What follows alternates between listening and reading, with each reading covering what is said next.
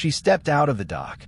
Two white eyes floated in the space where the shadow ended and the lamplight began. Her skin was matte black, absolute, the kind of dark that didn't reflect anything, the kind that made the single lamp seem smaller just by existing beside it. Her chest was moving, not breathing. The Morphinthai didn't breathe the way he did. Something else. A vibration. A low clicking sound coming from somewhere beneath her ribs. Involuntary, uncontrolled. And when she realized he could hear it, her body went completely, terrifyingly still. She said nothing. He said nothing either. He kept playing. 3 months earlier, Oren Hale had filled out a single maintenance requisition for the music room on level 7, Lower Palace. He hadn't expected approval. He'd expected the form to disappear into whatever bureaucratic silence swallowed low-priority requests. Instead, the key arrived in his quarters the next morning. No note, no name. He was 55 years old and had been playing background music at palace functions for 11 months. Nobody remembered his name. That was fine. He preferred it. The music room had no windows. Sight came first. Always. The lamp beside the door, its glow the color of old amber, the only warm thing in a room built for cold acoustic precision. Curved walls, dampened floors, the faint geometric shadows of instrument cases lined along the far wall. And at the center of it all, on a low bench, an open case. Inside it, a small stringed instrument. Battered, its wooden body cracked across the lower bout and re-glued twice. 6 strings. A worn groove in the neck where his thumb rested for decades. It was older than most ships in the fleet, and it had no name, and it had never been played for an audience. The Morphinthai had spent 3 centuries deciding that emotion was a primitive inheritance. They had restructured their language, removing words for feelings the way a surgeon removes infected tissue, cleanly, decisively, with the understanding that what remained would be healthier. They had reclassified involuntary emotional response as atavistic regression. They had built an empire on the principle that what could not be named could not control you. What the Morphinthai had not accounted for was Empress Nishara. She came to the music room at night because her skin made her invisible in the dark. Matte black, seamless, not the black of painted things but the black of absence itself. In shadow, she disappeared. No one could see her, which meant no one could see her chest vibrate, her white eyes dim and reheat, her body respond to sound the way water responds to stone. She had been coming for 3 months. She had been listening to him play for 3 months. He had never known. She shouldn't have noticed him at all. A music player, background noise, a palace function utility, barely ranked above the catering staff. He played with his eyes closed. He never performed. He only played for himself. And that distinction was the first thing she had noticed about him. On the evening he arrived and sat and played a slow song to an empty room with the same care he might have given to an empress. Which was, as it turned out, exactly what he was doing.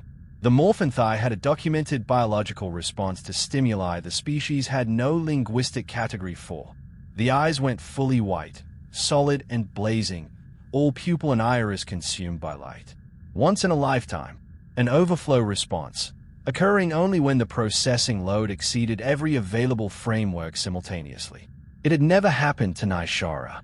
She had believed, privately, that it would never happen to Nishara, because she was careful, because she was controlled, because she had spent 40 years building walls precise enough to keep out anything that might require a word she didn't have.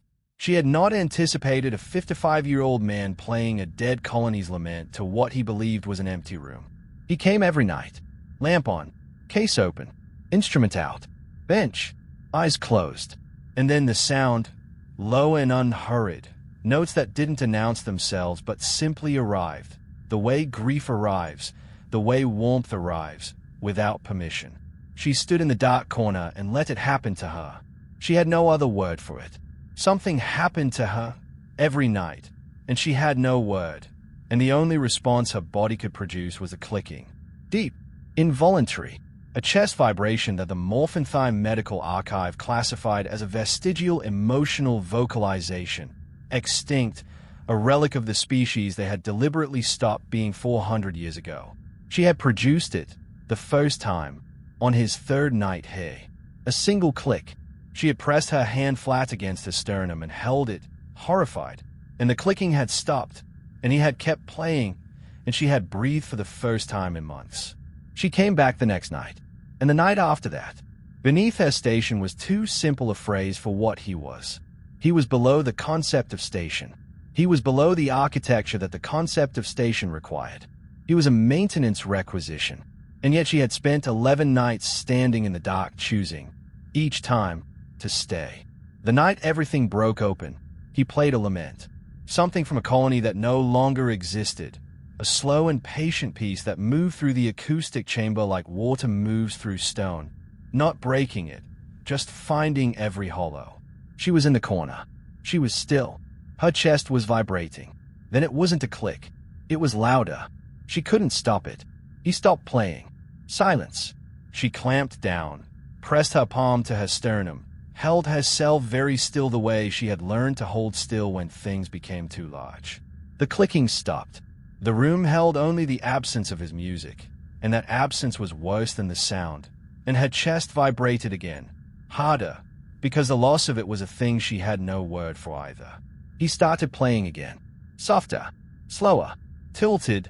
Somehow, the melody had shifted, turned, aimed itself at the dark corner as if it could see her, as if it had decided to find her. It was impossible to look away. She wasn't looking. She was standing in the dark with her chest vibrating and her palm pressed flat against her sternum and her whole body cataloging the specific frequency of what he was doing, which was playing toward her, which was a thing no one had ever done, which her species had no word for. The clicking came back, louder. She couldn't hold it. He didn't stop. The last note faded. The room held nothing. No echo, no breath, no residual hum from the curved walls. The small instrument rested on his knee, caught in the lamplight, the only object in the room that wasn't darkness or him. Then, a vibration. Not from the strings. From her. A clicking from deep inside her chest that she could not stop, that moved through the silence and filled it the way a second heartbeat fills a chest it wasn't born in. It kept going. He kept his eyes closed. Stay with us a little longer. New stories arrive every day, and the next one is already waiting for you. She stepped out of the dark. Not all the way. To the border, half in shadow, half in lamplight, the precise line where her matte black skin caught the amber glow and became something visible, something that could be seen. Her white eyes were blazing, both of them, solid light, no iris, no pupil, only the overflow of everything her species had spent 4 centuries learning to prevent. It had happened, the once-in-a-lifetime response. She hadn't planned it. She hadn't chosen it. It had chosen her. Her chest was still vibrating. The clicking moved through her in waves, each one cresting when he played and softening only slightly in the space between notes, not stopping, not retreating, just resting before the next one found it again. Her body had given up the pretense. 40 years of careful architecture, and a man with a cracked wooden instrument and calloused fingers had walked through all of it without ever once trying. She waited for his reaction. He opened his eyes. He looked at her, at the blazing white, at the matte dark of her, at the border she was standing on, and his face did something she had spent weeks trying to catalog from the corner and had never been able to name. It wasn't shock. It wasn't the careful neutrality of someone managing their response. It was simpler than either of those things. He looked at her the way he looked at the room when he entered it each night, like he belonged here, and so did everything in it. He looked at her clicking chest and didn't look away. She said, "You heard." Her voice was flat, not accusation, not question, the tone of someone presenting a fact they hadn't yet decided what to do with. He nodded, set the instrument across his knees. His hands rested on the strings without pressing them, the way hands rest on something familiar when the body needs to be still. She waited. She had stopped correcting herself 3 weeks ago, somewhere around the 14th night, when she realized she had begun timing her arrival to match his. She hadn't let herself examine that. She was examining it now. Involuntarily, the way her chest was vibrating involuntarily, the way her eyes had blazed involuntarily, everything at once and nothing controllable. The word she was waiting for didn't come. Regression. atavistic, correctable. He said nothing. He simply sat with his hands on the strings and let the silence be what it was, which was not empty, which was not comfortable, which was not safe, which was, somehow, the first honest silence she had sat inside in 40 years. Her chest clicked again, loud, unguarded, and then something older than the clicking came up through her. Something from below language, below the 3 centuries of linguistic surgery, below the empire and the rank and the white-eyed authority of her. A sound, sustained, low, a Morphinthai song, from the time before the Morphinthai had decided that songs were a symptom.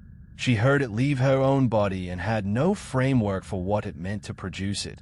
Only that it was happening, only that he was listening, only that his expression didn't change. He said, "Don't cover it. Not for me." Quietly, eyes half closed again, the way they were when he played, not performing the words, just releasing them, the way he released notes, without announcement. It held everything, the clicking, the song, the 4 centuries of hiding, the 40 years of architecture, the 14 nights of standing in a dark corner choosing, each time, not to leave. All of it, not for me, as if he were the least important reason she might stop, as if her reasons were hers, and he was simply asking that his presence not add to their weight. Her white eyes didn't dim. They changed. Same brightness, same blazing, but the quality of the light shifted, the way a searchlight differs from a hearth even when their intensity is equal. She felt it happen. She couldn't have described it. The Morphinthai had no word for it.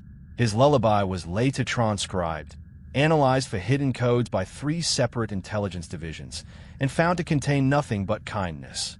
The report was filed. No one knew what to do with it. She didn't hide in the dark anymore. She sat at the border, half in shadow, half in lamplight, the line between what she had been taught to be and what she was when no one ranked her. He played. She clicked.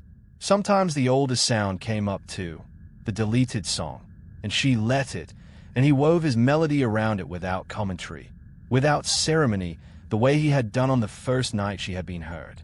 It was the most ancient thing in the galaxy, the most unnecessary, the most precisely, specifically costly, because she knew, in the way 40 years of careful thought prepares you to know things, that this could not stay small.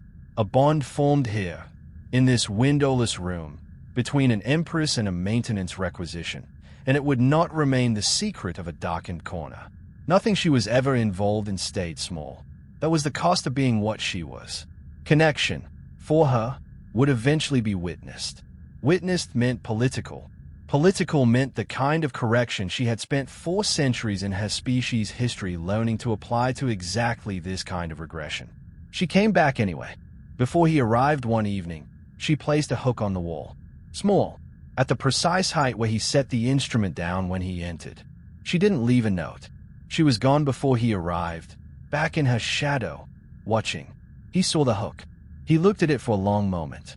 Then he set the instrument on it, gently, the cracked wooden body catching the lamplight, the 6 strings catching nothing, simply hanging between the dark and the amber glow. He sat down. He played. She clicked. Then she said, very quietly, from the border where shadow ended, again. And in the last light the lamp threw across the room, the small instrument hung on its hook between them, still, catching amber, vibrating with the faint residual frequency of everything he had just played, and neither of them moved. If you've ever heard something that reached a place inside you that had no name, stay with us. We'll be here tomorrow, and the story after this one is already waiting.